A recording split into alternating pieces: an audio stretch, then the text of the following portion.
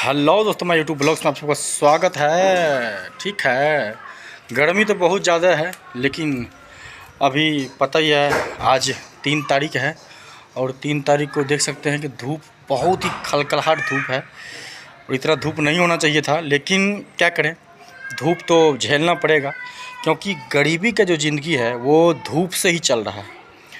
हम सब जो हैं यहाँ पर हमको एसी लगाकर कोई नहीं देगा।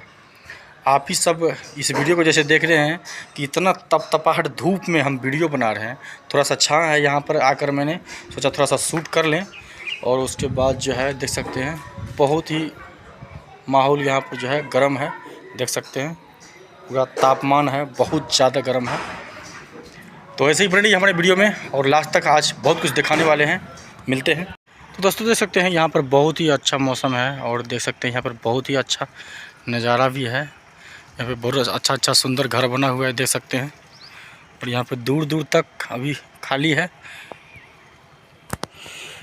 चिट्ठी न कोई संदेश, जाने वो कौन सा देश, कहाँ वो चली गई, कहाँ वो चली गई।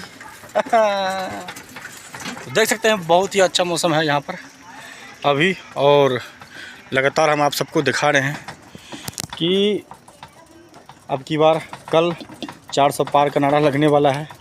तो आप सब बने रहिए और कल के वीडियो में हम आप सबको बहुत ही अच्छा मौसम और बहुत ही ताज़ा खबर बताएंगे। मिलते हैं अगले वीडियो में, ठीक है ना। हर हर मोदी, घर घर मोदी। अब की बार 400 पार, बीजेपी सरकार।